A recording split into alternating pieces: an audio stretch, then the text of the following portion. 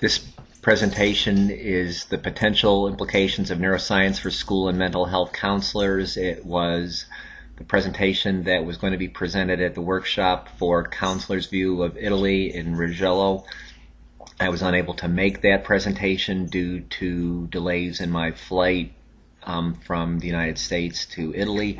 So this is the PowerPoint with voiceover related to that presentation. Neuroscience covers a very wide topography or territory of science right now. By definition, it's the interdisciplinary scientific study of the nervous system. So that focuses on both research and application related to the nervous system in general. Most of our concerns within helping professions and education relate to the translations of that scientific knowledge to improving the opportunities and status and learning of individuals. So we have a wide range of applications of neuroscience. The ones that tend to get the most attention are those that relate to medicine. We have an entire field of neurology and psychiatry and psychopharmacology that are based exclusively on knowledge of the nervous system and its relationship to behaviors and moods and thought. We have drugs that have been developed based on our knowledge of how the nervous system and neurotransmitters work. We have a field of neuropsychology that is well established that looks at the relationship between neural processes and behavior and thought. We have increased information on how neuroscience relates to education and behaviors in schools and in other contexts.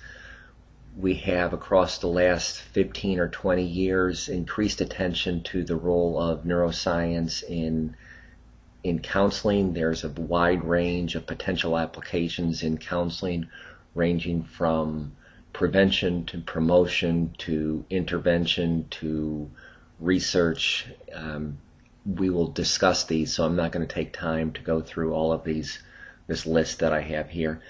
The general question that we have is the extent to which counselors and teachers can, through working with clients and teachers and students, impact the behaviors, thoughts, and environments of individuals and groups in order to better support healthy neurobiological function. That is, we believe that the brain and the nervous system and its association with the endocrine system have an optimal status that is associated with healthy, positive functioning. And part of the challenge of counseling and education is to try to create opportunities within the individual and the environment to really maximize opportunities to move to that healthy state, neurobiologically speaking.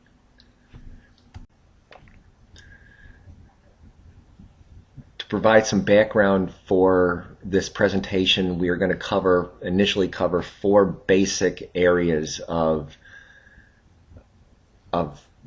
background information relating to neuroscience and counseling. First of all, we're going to very briefly talk about why should counselors care about neuroscience. After discussing that, we will briefly review the scientists or therapists that have kind of set the groundwork for our work with neuroscience and counseling.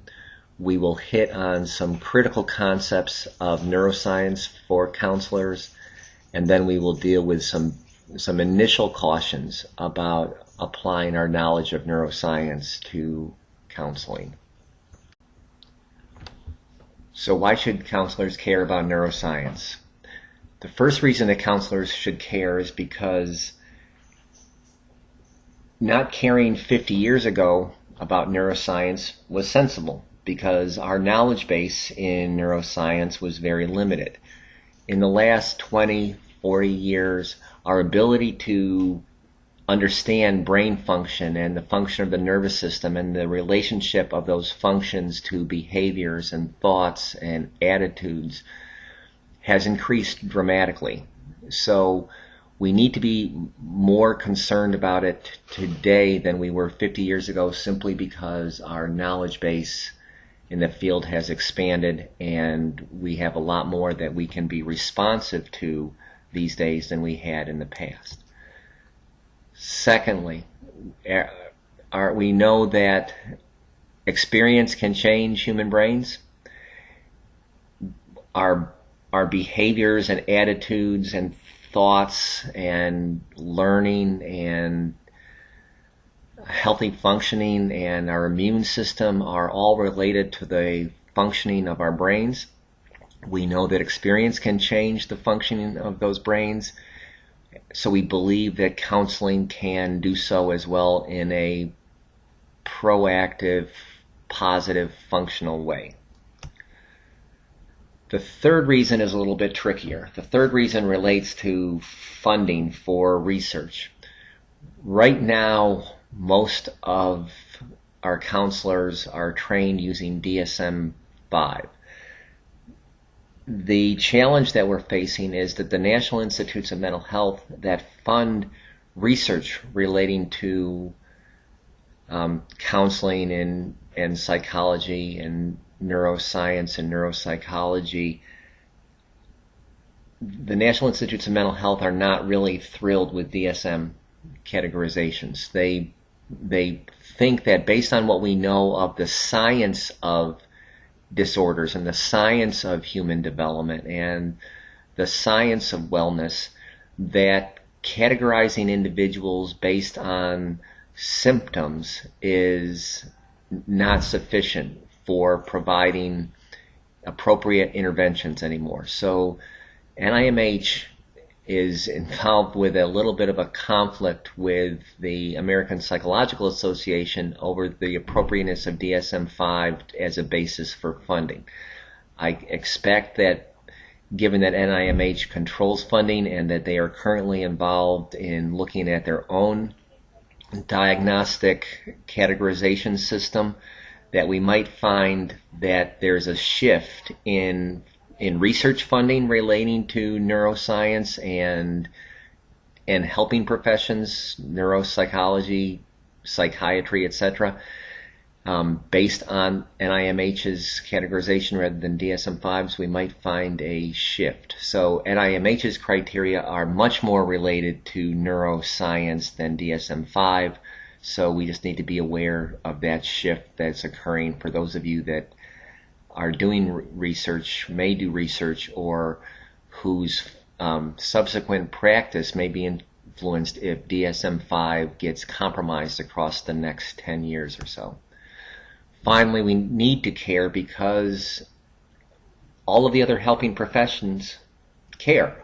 That is, neuroscience is an active part of curricula in psychology, in clinical psychology, in the training of physicians and psychiatrists. It is growing as a part of the preparation of teachers in some places within the United States.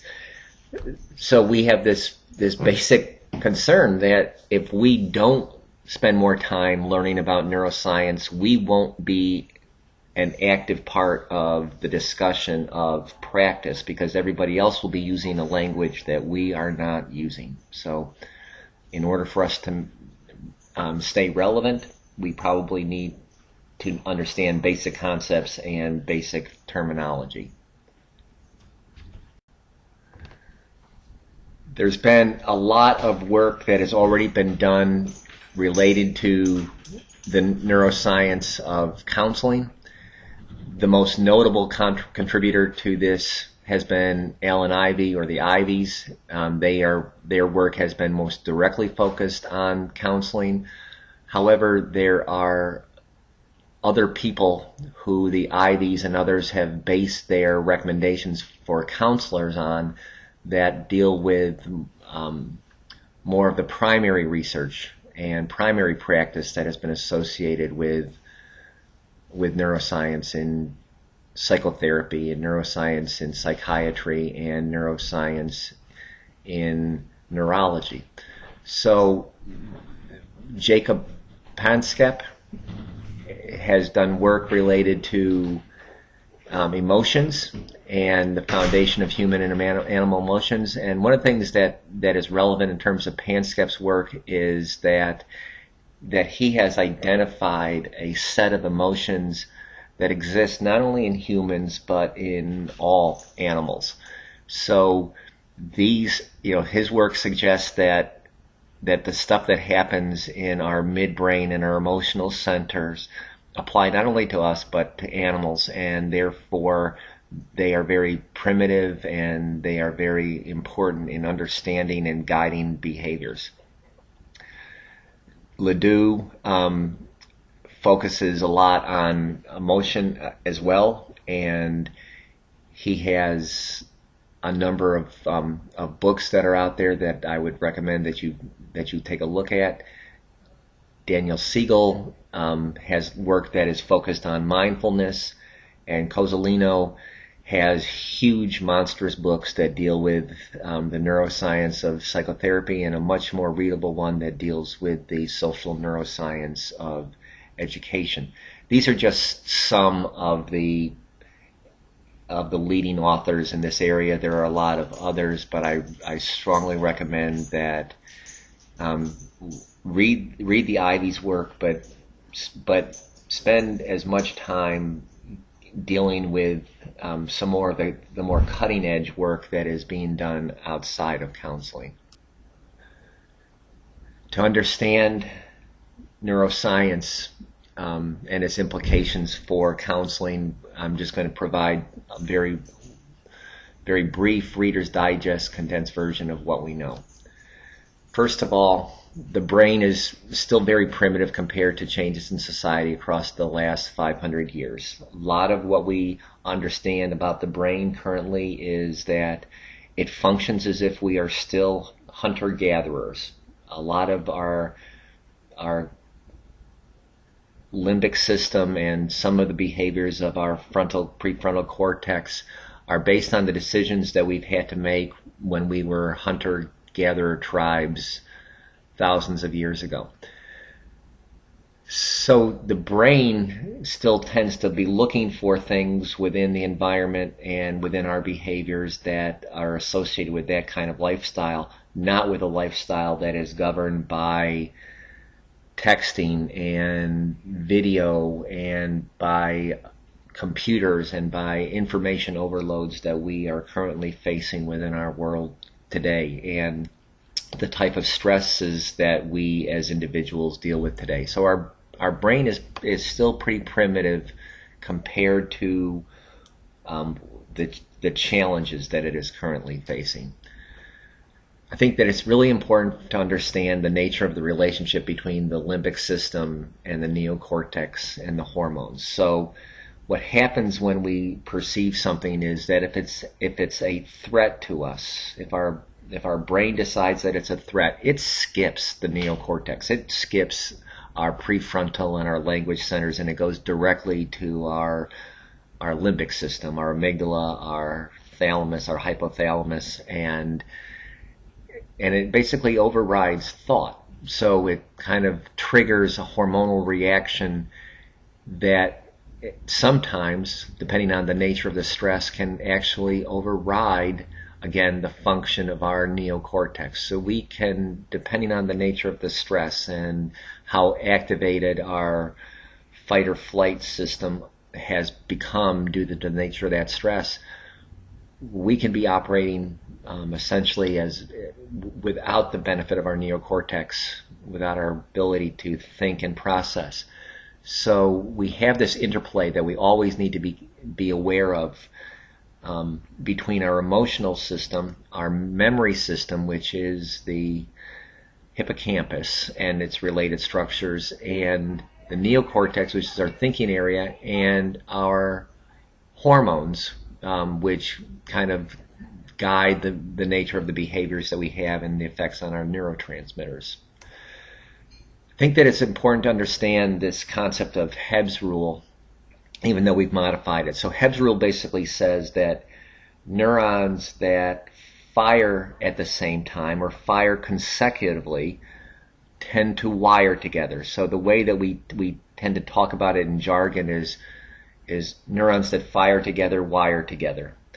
What that really means is that when different parts of the brain or different neural structures are activated at the same time or in sequence, the brain learns that this is a system. So it learns habits based on how neurons are having to respond to the environment. So if we have parts of our brain that are dealing with a lot of stress, and that because they're dealing with a lot of stress, we're not able to think as much or remember as much, what ends up happening is that becomes more of a pattern, and we actually find that our hippocampus, the part of our brain that is involved in memory, ends up shrinking. So it's important to understand this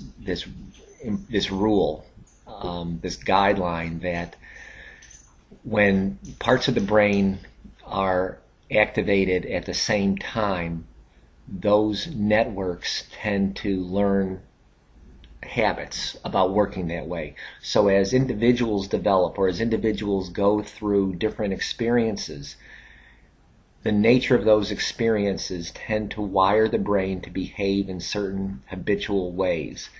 And it's harder to break habits than it is to form them. Neurotransmitters are huge. Neurotransmitters are the chemicals or hormones that are released by our neurons, and they exist within the gap. They're released between the gap between neurons, and they tell the neurons what they should be experiencing and what information should be sent from one neuron to another. We will talk a lot about the range of different neurotransmitters. To understand the role of neurotransmitters, we have to have some basic idea of the nature of a neuron. So a neuron is a nerve cell. We have about 100 billion of these nerve cells in our brains. Those nerve cells interact with one another to basically control all the behaviors of our body. And one of the things we have to understand is that while we have about 100 billion of these neurons are connected in very complex ways, such that we have about 100 trillion connections. So 100 trillion dendrites that allow communication between neurons in different ways. Our neurons and our dendrites contain neurotransmitters. Our neurons contain neurotransmitters that are chemicals and amino acids and hormones and things like that send certain kinds of signals from one neuron to another, and they in turn impact on our behavior. Neurotransmitters are those chemicals, and they serve either to excite or to inhibit different types of neurochemical reactions. So when we think about drugs that excite us or stimulate us, those chemicals tend to be excitatory. So they excite our neurons, they increase activity. So dopamine is a neurotransmitter that a lot of us are familiar with, that relates to the emotion of seeking. So that's Panskep's, one of his universal emotions that we have. It involves our focus on seeking pleasure, seeking stimulation. It's a fairly positive, enjoyable neurotransmitter. We have serotonin, which regulates us. It regulates our mood, it regulates our sleep process, it regulates thoughts. We have norepinephrine, which was related to epinephrine, which are two neurotransmitters that relate to stress and anxiety. They focus our attention on fight or flight reflexes. We have acetylcholine, which is an important neurotransmitter relating to attention and learning. It is involved in rapid eye movement during dream states. It is related to depression in some way, and there have been studies that have found that it might be related to Alzheimer's. There is an amino acid called GABA, which is a neurotransmitter that is involved in kind of regulating or reducing our levels of anxiety. We have endorphins, which are essentially opiates within our system that help us deal with pain. They tend to be fired when we are dealing with physical stressors that actually harm us or may harm us. Our body anticipates it and releases these endorphins. We have glutamate, which is probably the most common neurotransmitter within our systems. It's involved with learning and with memory and with the generation of new synapses amongst our neurons. One of the things that we find that might be problematic with glutamate as a neurotransmitter is that if we end up with too much of it being released and fired between our neurons within these synapses, our neurons may actually become toxic. The situation may become toxic, and people have suggested that too much glutamate creates this excitotoxicity, which means that there's a toxic level of glutamate that is actually causing damage to our neurons, and it may be associated with problems such as autism, Alzheimer's, and strokes. So we have bench science that indicates that this particular neurotransmitter, while it's very important in learning, may also have some negative consequences depending on how our brains and our neurons uptake that glutamate after it's been released.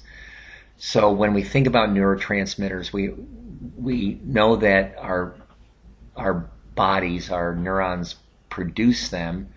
We know that there is a limited supply, and that we know that when we are stressed, that supply of certain of our neurotransmitters can become stressed and reach the potential of being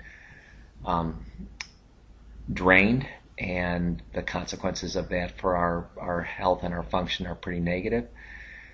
Neurotransmitters are released, and then they are actually taken back up into the axon so that they don't continue to be sent over to other dendrites. When we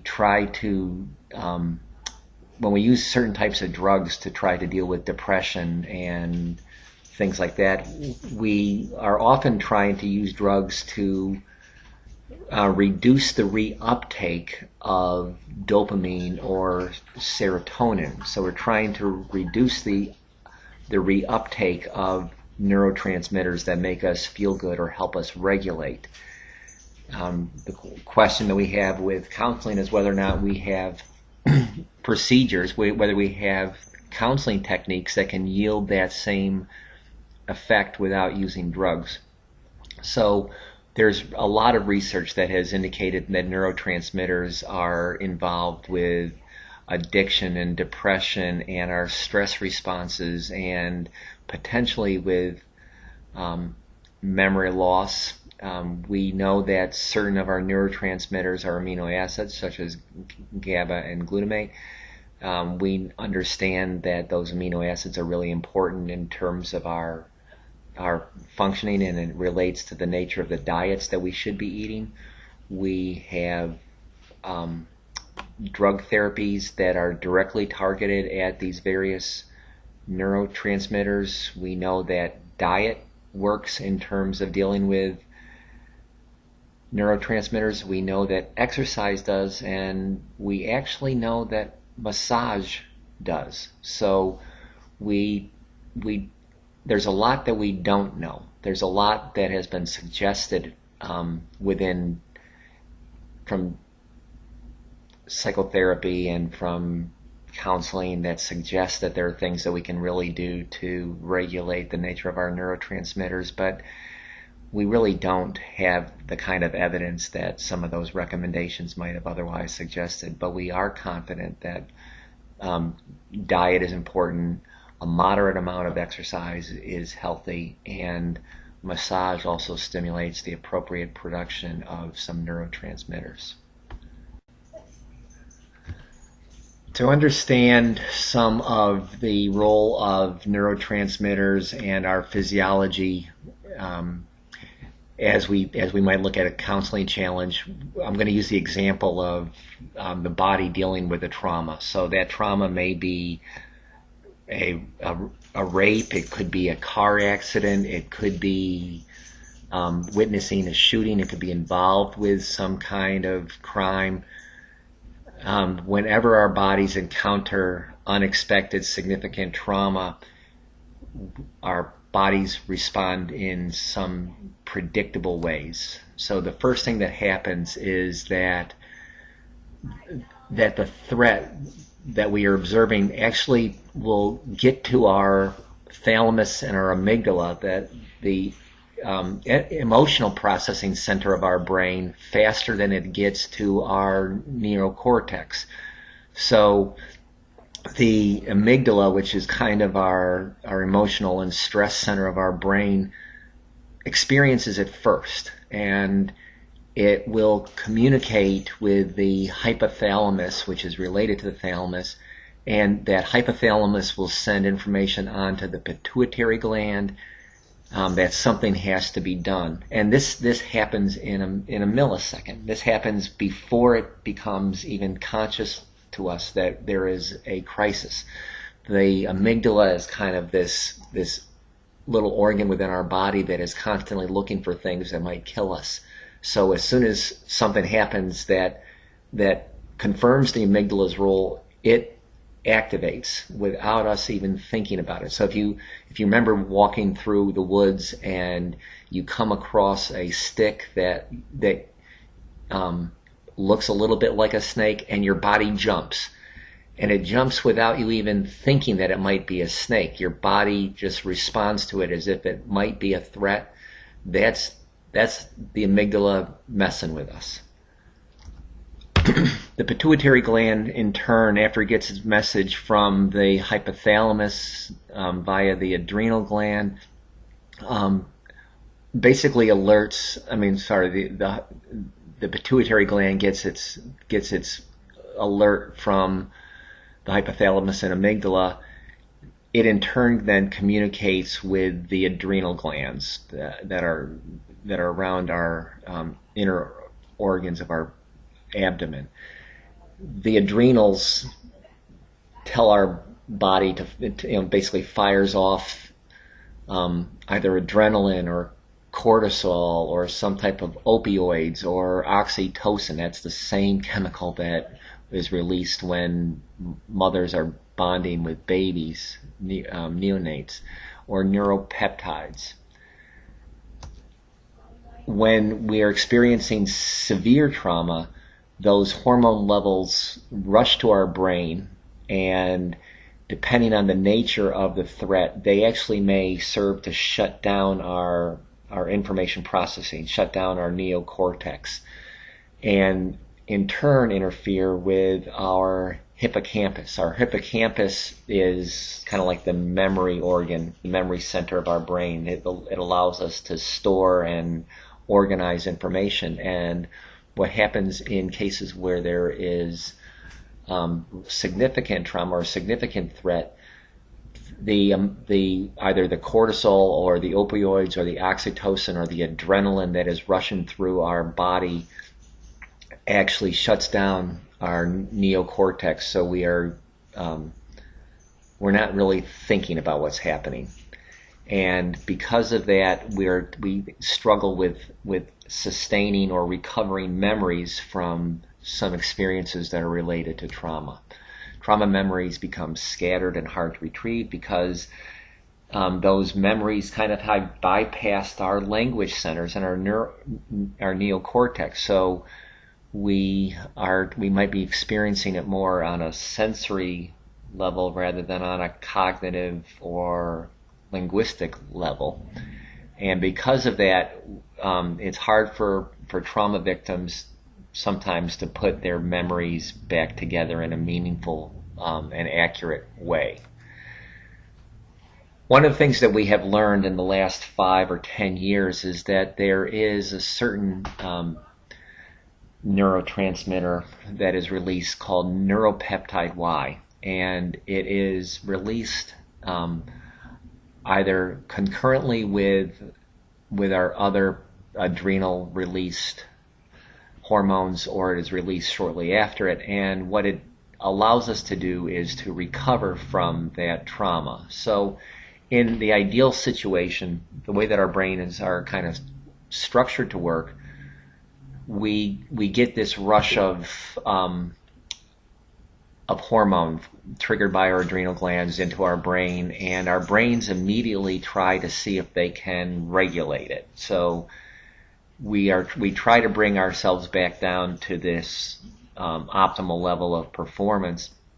But if we are dealing with sustained stress, our levels of our hormones are going to continue to be elevated, and that might compromise our ability to process the stress. Neuropeptide Y kind of counterbalances that effect. So it helps us recover from stress. So some of the research that has been done with like the training of Navy SEALs who undergo training that has to be perceived as life-threatening. And what we find with those Navy SEALs is that those that are successful in their training not only have really high levels of hormones that are being sent into their brains through their adrenal glands in response to stress, but they also tend to have higher levels of neuropeptide Y being released, so they are able to get better control of their stresses, and are able to cope in situations that the rest of us would just completely freak out with.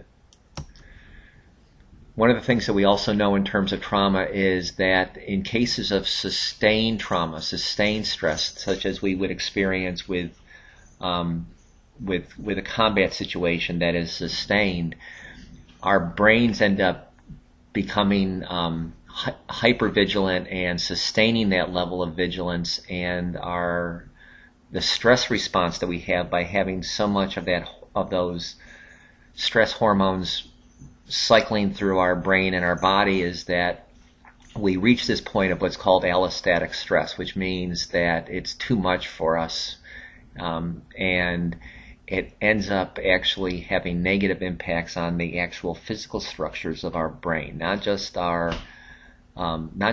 reducing our immune system's responsivity, but it actually ends up shrinking our hippocampus. And again, our hippocampus is involved in our ability to store and recall information. It depletes the neurotransmitters that our brains really need for modulation, so it might reduce some of the inhibitory neurotransmitters that kind of help keep us calm, and it ends up wiring the brain to non-specific vigilance. So one of the things that we know about neurotransmitters is that they form pathways that they use a lot. So the brain is constantly kind of looking for ways of rewiring itself based on the kind of paths that it tends to use most frequently. And what happens with sustained stress is the brain kind of gets wired to fire along our stress response neurons, or those neural networks, more regularly. And there's a specific area of the midbrain called the bed nucleus of the stria terminalis, which is right near the amygdala. We have two amygdala, one on each side. So the bed nucleus is right near there. And what we're finding is that PTSD may be more associated with what happens in the bed nucleus than what's happening in the amygdala, because the bed nucleus is probably telling the amygdala that you're always under stress. So instead of having a stress response that is specific to a specific memory of a roadside bomb, the bed nucleus might be helping to tell the brain that any alley is a risk. So it may relate to a more generalized, non-specific type of vigilance. So we should be aware not only of the amygdala, but of this bed nucleus.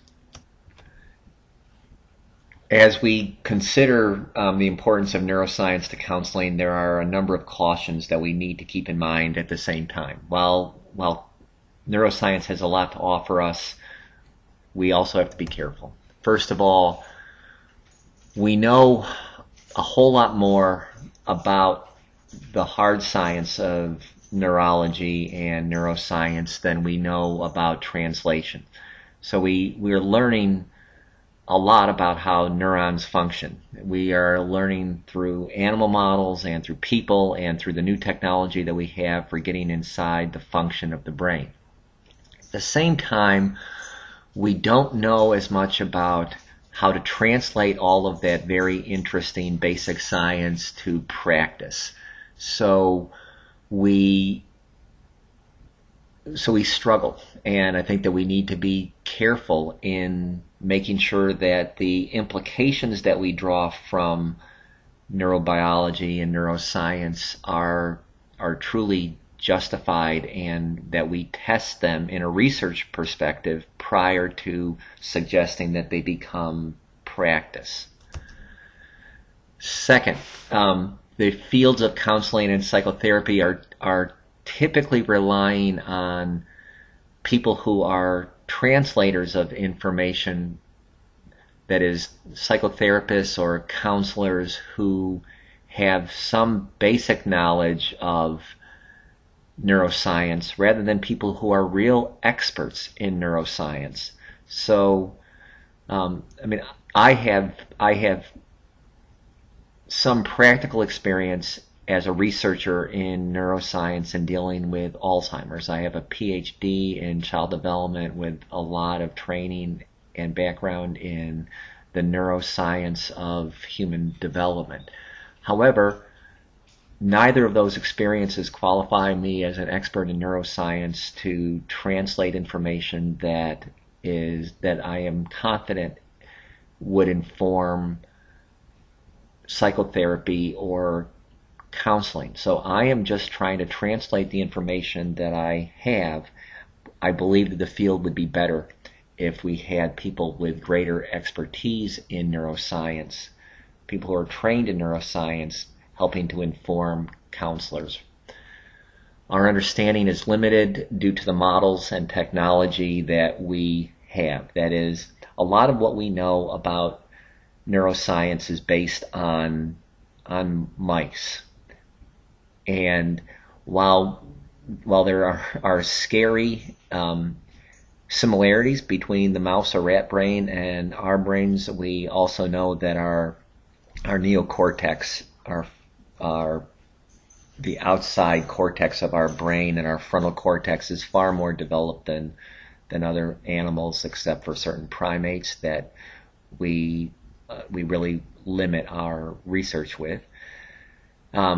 We still have limits in the nature of the technology that we use. We've made a lot of gains in looking inside the brain about how it works. We have been able to measure electric impulses and glucose use within the brains, and we've learned a lot in the last 30 years because of that technology, but we are still really limited in terms of seeing what happens actively during an episode and actually replicating those episodes. So we don't do PET scans, for example, of the brain during a counseling situation.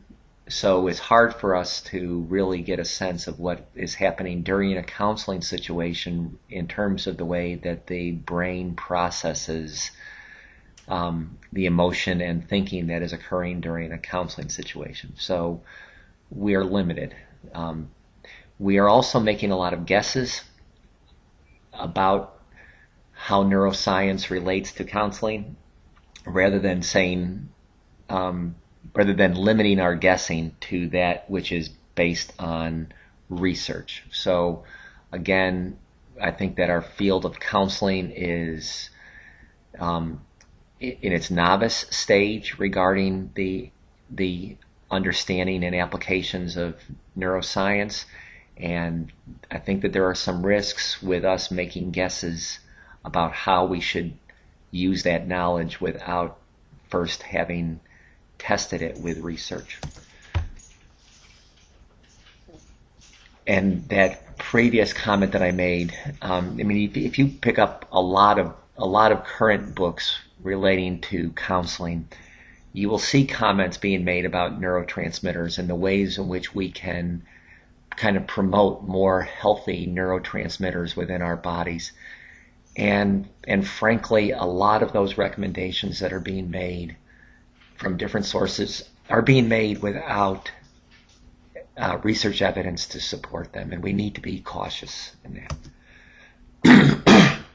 And finally, we have a caution in that our brains our brains are amazing, but there are aspects of 21st century life that are not well matched to the wonderful structures of our brains. I've talked earlier about our brains still being kind of hunter-gatherer based, and the 21st century being heavily technology and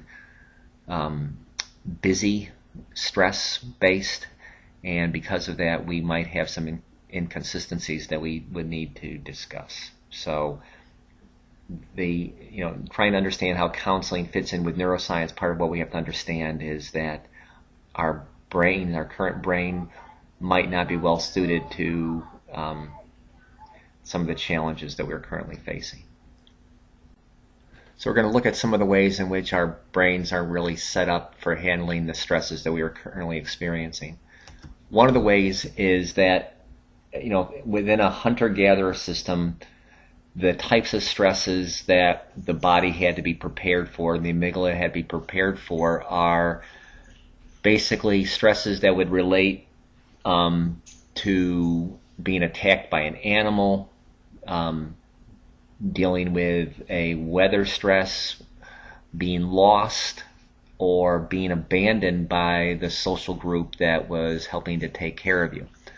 So our limbic system is kind of pre-programmed to be worried about snakes and tigers and abandonment and things like that. But what ends up happening is that we wire our brains to worry about a lot of other things. We have a lot of other stresses that are not kind of innate within our brain, and the way that our hormone system has been trained to regulate itself, it's been trained to regulate itself in dealing with kind of immediate crises that pass, or the threat of abandonment, which is not a threat that's going to pass, but relates to the nature of that social brain. The challenge that we have is that our brains today are facing a whole bunch of different challenges, and the function of our amygdala and our hormone regulation processes within our brain and within our adrenal system is frankly still apparently seeming to try to catch up to the risks of the allostatic load that we sometimes face in our society due to the range and sustained nature of the stresses that we experience. Another one of the issues that we have to be aware of within the brain is that our brains are really wired for being social and for movement. So again, if you think about us being, having hunter-gatherer types of brains, in which the society is and the individual is doing a lot of movement, that individuals are much more reliant on one another for safety and support than we might be today. When we compare that kind of system to our more sedentary lifestyle today, more isolated lifestyle, we have a disconnect between our lifestyle and what our brain tends to be wanting based on its kind of innate structure. So the brain gets stressed a little bit. The brain gets upset because it is really seeking movement and seeking social relations. We had this discussion about multitasking. One of the things that we actually are confident about in terms of the brain is that the brain can't really multitask. What the brain can do is it can shift really quickly from one task to another task, kind of like trying to keep a bunch of spinning plates up. But as a result of that, we end up getting distracted a little bit more. We're not focusing on things the extent to which our brains really want us to, or we're programmed to, and therefore the stuff that we are learning might not be getting into our hippocampus. That is our memory area. Our prefrontal cortex is probably not getting as much time to process or attend or problem solve because it's seeking all of the novelty that our environment is allowing us to have right now. When we are dealing with text messages or the internet or whatever, our brains are turned on by the novelty, and when we get reinforced for finding something that we're looking for or responding to a text, our neurotransmitters reward us for that, and we end up kind of becoming a little bit addicted to it. We might not think it's an addiction, but I would imagine if we just think about the number of people who have texted in the last 20 minutes, there's probably some evidence that it is a bit of an addiction. Stress hormones are released in our brains as we are trying to attend to multiple things, and as a result of that, the brain isn't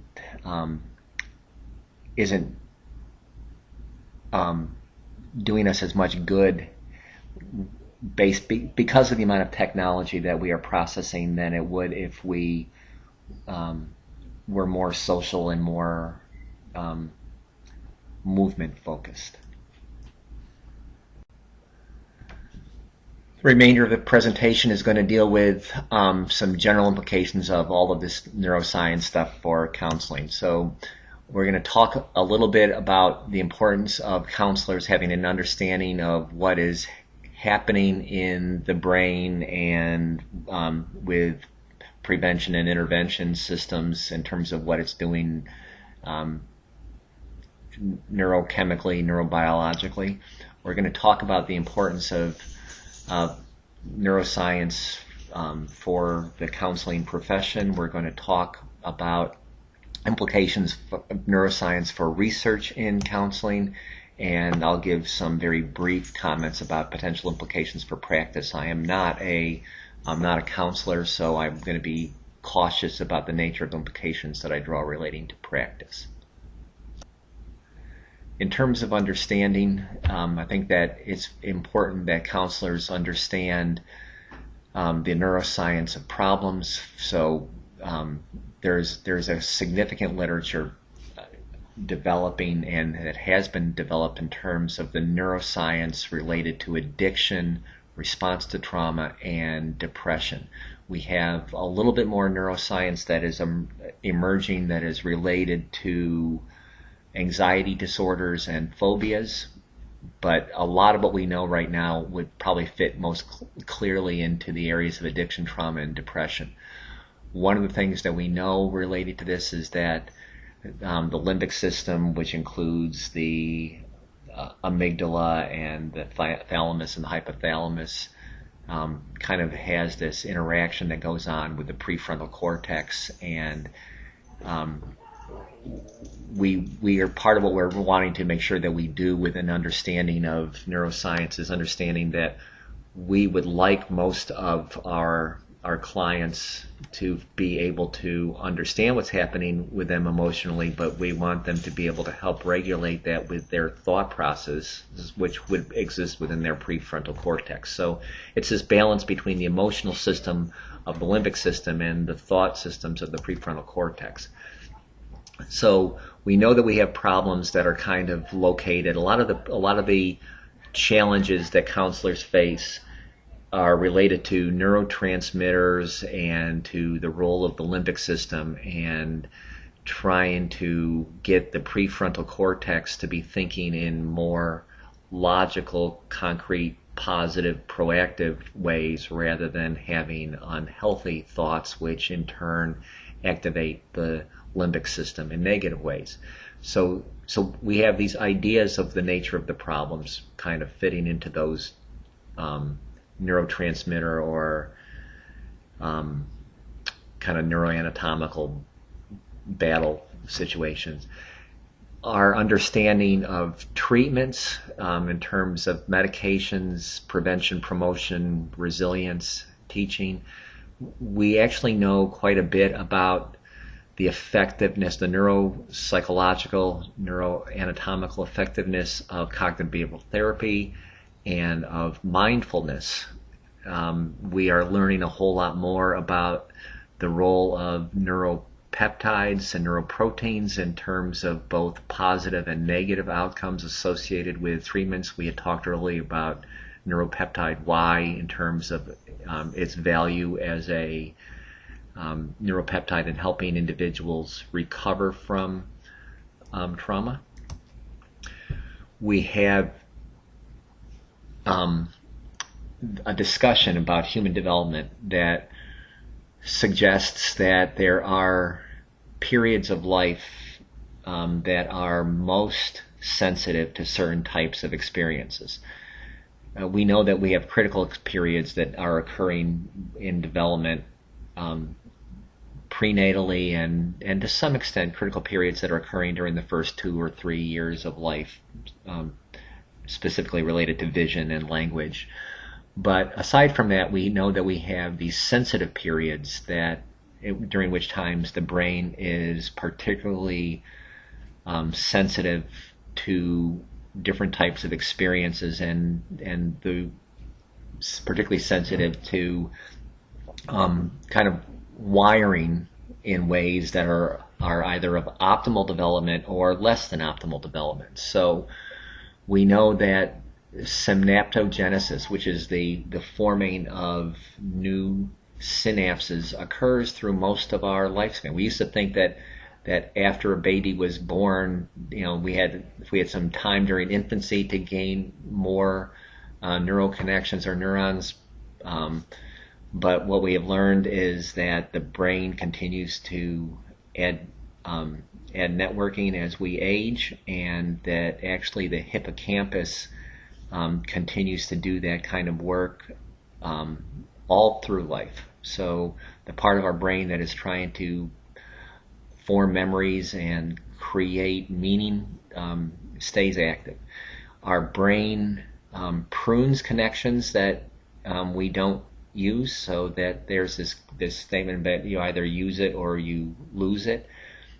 We know that pruning occurs throughout the lifespan, but we also know that the nature of that pruning is most active during certain periods of life. So there's a lot of pruning that is occurring in the transition from infancy through early childhood, and we know that there's also a lot of pruning that can be occurring during adolescence. So these are fairly sensitive periods for making sure that the nature of the experiences that kids are having or adolescents are having are supportive for the kind of processing that society needs them to do. If the pruning that is occurring is focused on those synapses that we think are very functional and helpful and important to long-term social and academic development, emotional development, then we're pruning the wrong areas, and there are risks that are associated with that. And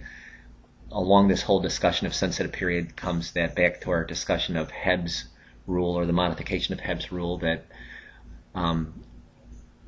neurons or synapses that fire together, wire together, the brain is actively reconstituting itself all the time, right? So our neurons are firing between 5 and 50 times per second. Some suggest that it's even more than that, and they're forming new connections based on our experiences all the time.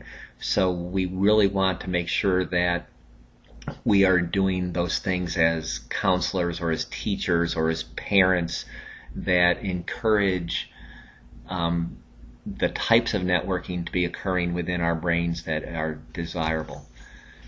One of the things that we know is that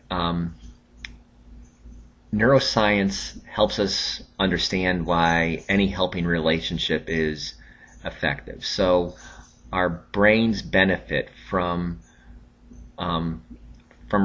responsiveness. They benefit from experiences that keep our emotional systems kind of safe. Our amygdala's calm, our thalamus calm, but not so calm that we're not paying attention to what's going on around us. Just calm.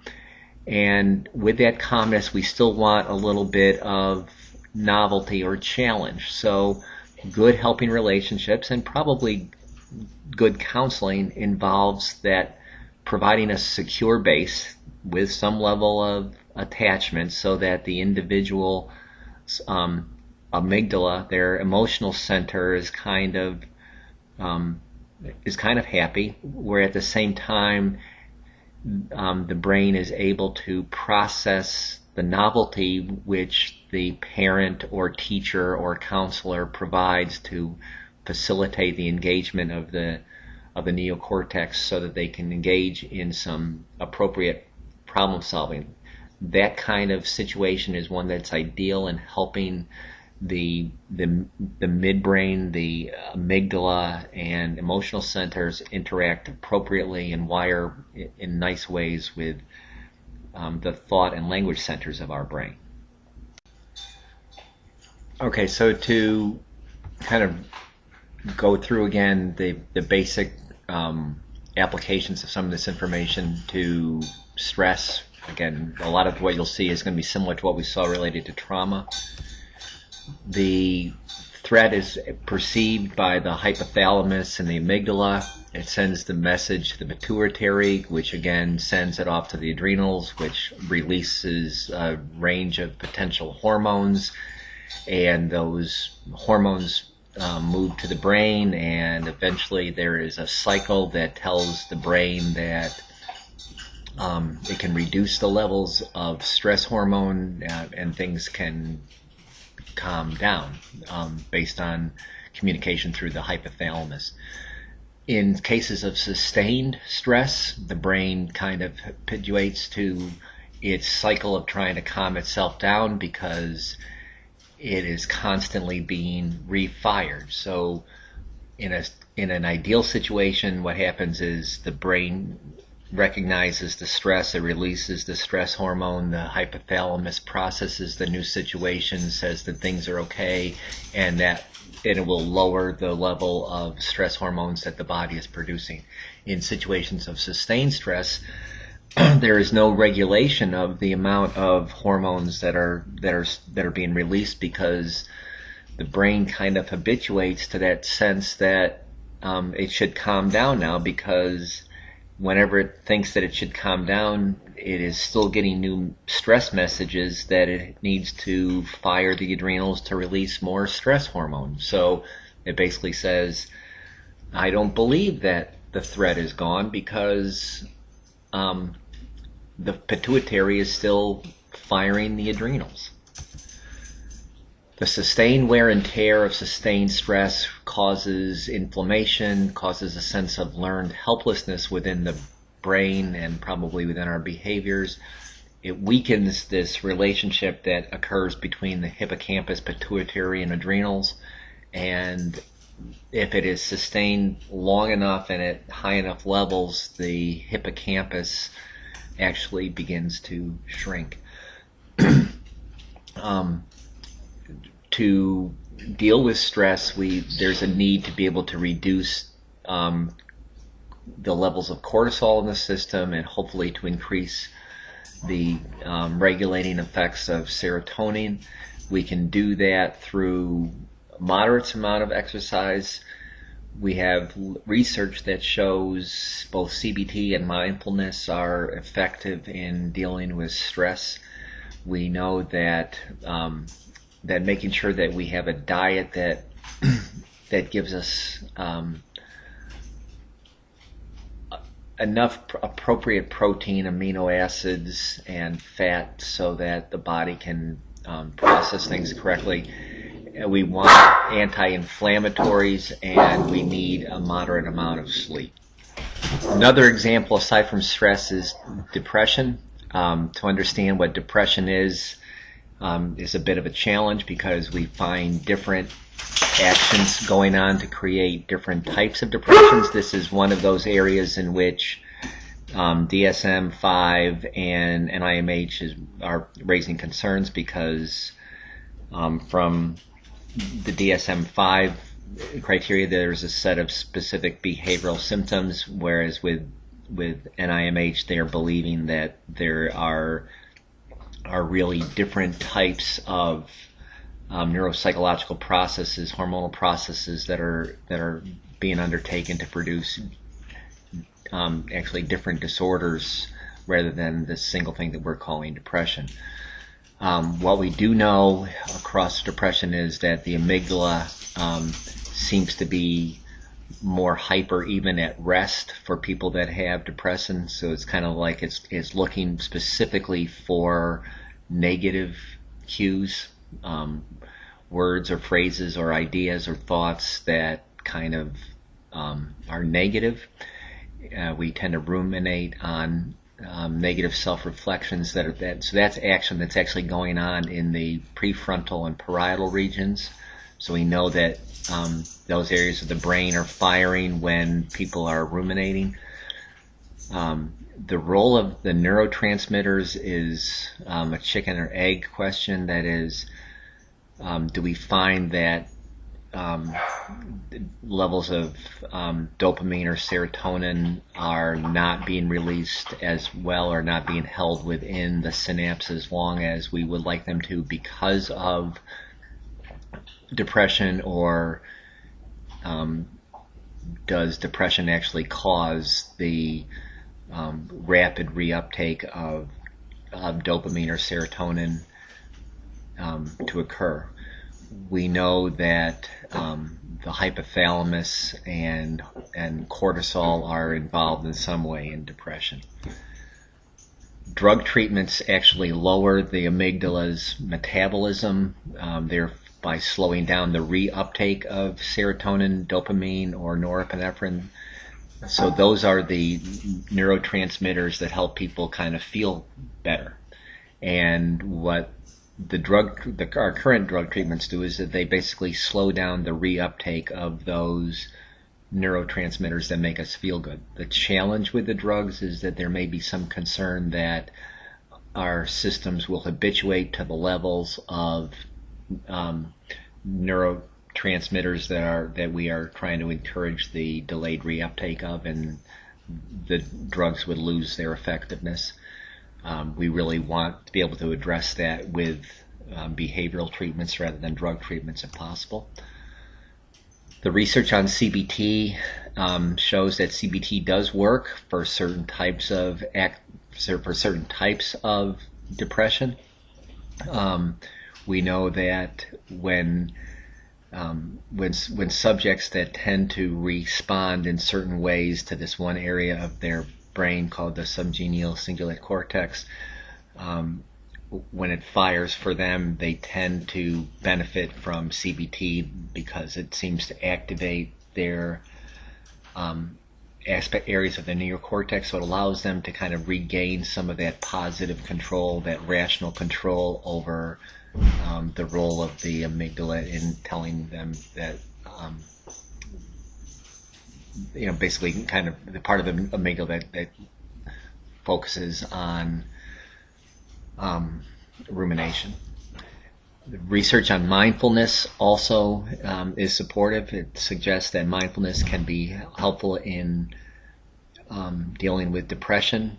So both CBT and mindfulness have neurobiological, neuroscientific research that supports their efficacy. It relates to actually just one of the amygdala, so the right amygdala. And one of the things that we're finding is that the resting level of the amygdala tends to have the greatest impact on whether mindfulness will show its find to be significant or effective. So in addition, for counselors to have an understanding of the neuroscientific bases of disorders and challenges, and also the neuropsychological bases for changes in improvement in performance and behavior associated with different disorders. Another implication for counselors is that I believe that it reflects on the nature of your profession and your professionalism. Specifically, I think that it's important for counselors to have a vocabulary and core concepts relating to neuropsychology, because it will facilitate your communication with other professionals. It will facilitate important communications with clients, especially those clients that probably are more interested in understanding why the therapy should work than other clients may be. I think it's valuable in dealing with parents, and I think it's valuable in that we know that professional vocabulary is the single best predictor of subsequent professional success. So I think that being aware of the vocabulary related to neuropsychology is important to the profession. I think that there is benefit to the neuroscience, neuropsychology for counseling in terms of professionalism, because it should guide the nature of some of the training that is going on. I think all counselors need some basic awareness of neuroscience. I think that we need to be careful that our efforts to translate the bench science, the neuroscience, into counseling practice doesn't overreach what the research is actually confirming. I think that we need really skilled translators, people who know enough about neuroscience to actually be able to translate some of the newest research into practice. I think that we need advanced practitioners. We need neuroscientists who are counselors. I think that that's going to be a challenge that we will look at within the field across the next 10 years. It's also a question of, given that some of what we know about neuroscience has prompted some therapies, drug therapies, neurosurgery, deep brain stimulation, that while there may be evidence that it works, those interventions may be more intrusive than we are comfortable with in terms of counselors, and I'm curious about ACA's stance on such interventions. Another issue of professionalism is that neuroscience, neuropsychology teaches us a lot about how we need to be focused on taking care of ourselves as practitioners as we take care of others.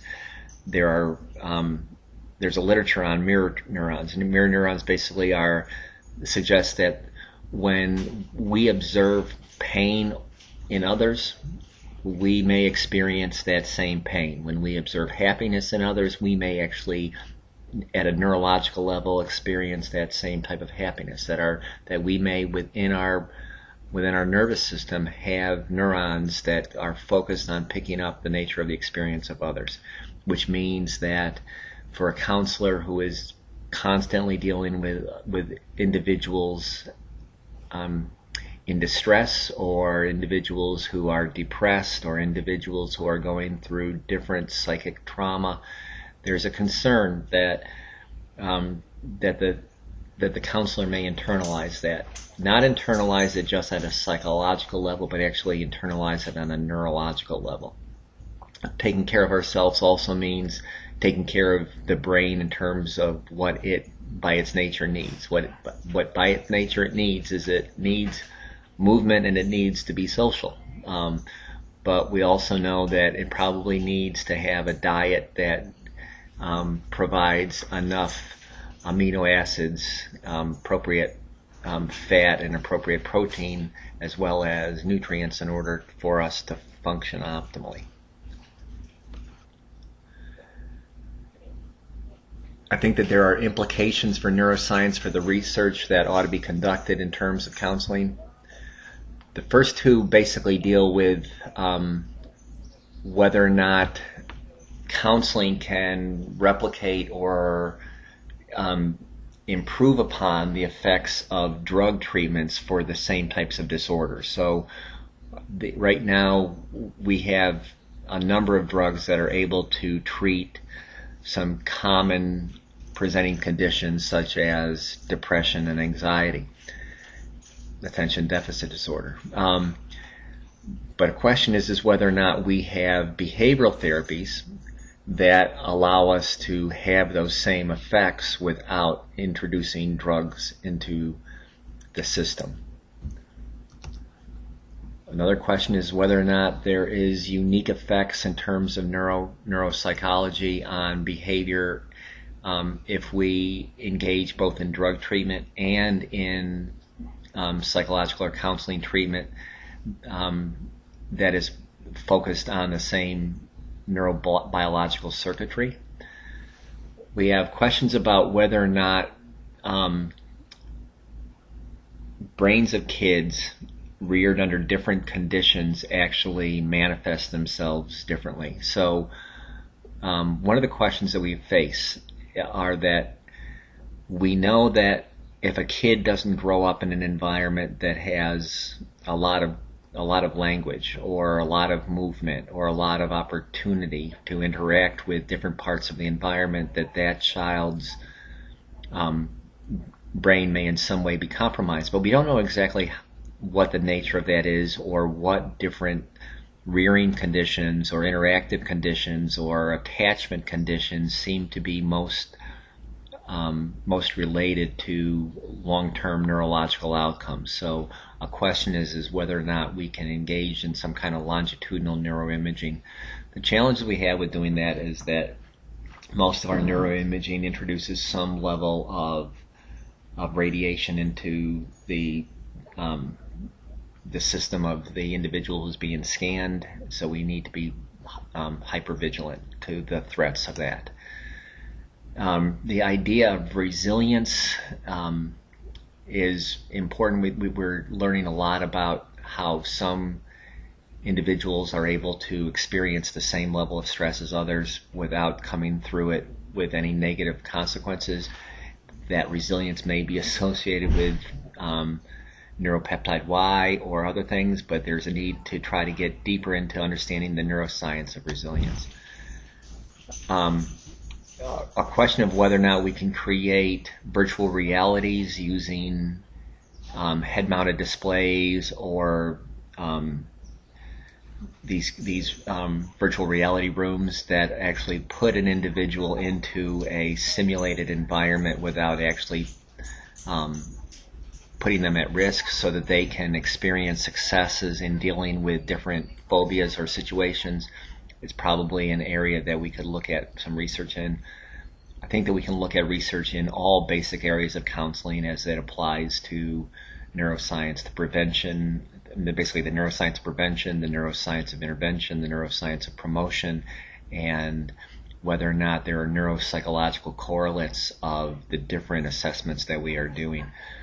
An area that I have worked in is with patients that are elderly, have mild cognitive impairments, and that have Alzheimer's, and we are looking at behavioral performance of those individuals. At the same time, we are doing neuropsychological assessments and brain scans of those individuals to to what extent there's a relationship between the behavioral correlates that we see and the actual scans of the brain that we're using. Finally, we have to be sensitive to where NIMH chooses to go with its funding across the next 10 or 15 years. Right now, they are still willing to play nicely with DSM-5, but they are developing their own coding systems, so we have to be alert as counselor researchers to where the funding will go related to treatment conditions, treatment opportunities. In addition to the core research questions that I just identified, I think that we have questions, research questions that we can ask about practice. Here is a list of just some of them. That second question about what should a teacher know basically asks, what should a teacher know in terms of neuroscience relating to both emotion, attention, and learning that would help them facilitate promotion of academic gains, but also promotion of emotional and social gains. The fourth one that's listed there asks the question about what emotions do we actually facilitate in school. So the brain is an emotional, cognitive, social, movement-focused organ. We know that emotion is related to learning. We know that the emotional centers of our brains and the cognitive centers or attention centers and language centers of our brain are all wired together, but we tend in our schools to perhaps ignore the emotional nature of our brains and the emotional nature of learning, and perhaps the movement-focused nature of learning. And so one of these questions are, to what extent does schooling acknowledge and facilitate emotion? There are significant cultural differences in neurobiology and neurobiological expression. So to the extent to which a counselor is dealing with individuals from different cultural backgrounds, it's important for the counselor to understand how the neurobiology is expressed and differences in dealing with these cultures. And there are articles and books that address the neuropsychology of different cultures. And I think that that's probably, you can just look at these other examples. And again, they are just examples of a range of possible research questions related to this. So as I look at counseling from outside, as a non-counselor looking at the implications of neuroscience for counseling, my recommendations, first of all, are that counselors and leaders within the field be as active in public in trying to translate neuroscience to counseling. I think that we need to know as much as we can about the neuroscience of high incidence problems such as depression and ADHD and anxiety disorders, stress-related disorders. And I also think that we need to understand more about the neuropsychology, neurobiology of resilience and prevention and promotion.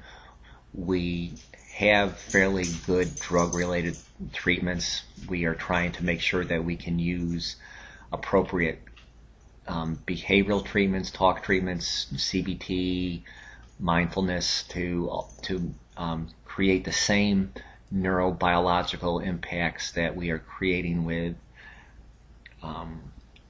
drugs. But the issues of resilience, prevention, and promotion may be more in the realm of counseling in terms of neuroscience than the treatments are. We are going to have a hard time having a fight relating the efficacy or differential efficacy of drug treatments versus counseling treatments. I think that everybody needs to be trained on the vocabulary of neuroscience and the core concepts of neuroscience. I know that when I teach human development or research methods, my students in counseling probably hear more about neuroscience than they want to hear. I just want to make sure that as people enter the profession, that they are as fully aware as possible of the role that this field is having, this field of neuroscience is having in medicine and in psychotherapies, and that if we are not responding to it as a counseling profession, we have the risk of losing some of our relevance to the discussion of mental health and school counseling. I think that we also need to work to identify interventions that support the neurobiology of healthy functions. That is, we do have good treatments that have been shown not only to be effective, but have been shown to be effective in terms of neuroscience, and I think that they do help return individuals to healthy functioning. The challenge we have is whether or not we can expand what we know to deal more with promotion of healthy behaviors, resilience, and prevention. This is a list of other references. If you just do a search of neuroscience and psychotherapy, or neuroscience and counseling, or neuroscience and mindfulness, neuroscience and CBT, you'll find a lot of stuff that is out there.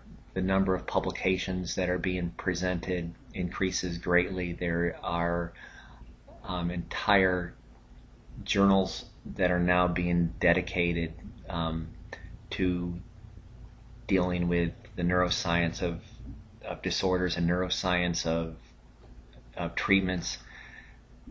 So we just need to be aware of it, because it's going to affect the nature of the work that you're going to be doing for the next 20 years. I appreciate your tolerance with trying to do this voiceover PowerPoint about fairly complex information. I wish that we were able to do it face-to-face, so we would have more opportunity for me to answer questions to help clarify where the literature is in some of these areas. But this is the best I could do for now. If you have questions, please email me at the address that is listed there. Thank you for your patience. Sorry about the dogs barking and people screaming, etc. Thanks. Bye.